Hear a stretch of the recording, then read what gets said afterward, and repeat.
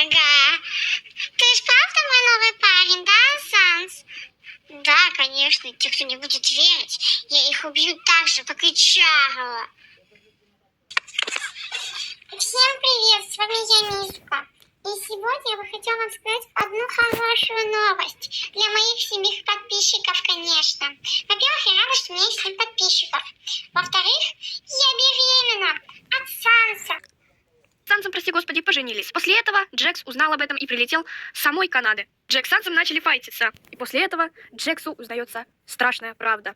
Санс, убери, пожалуйста, Джекса отсюда. Я не хочу больше его никогда видеть. Слышал, Джекс? Больше никогда не приходи сюда. Забудь дорогу сюда.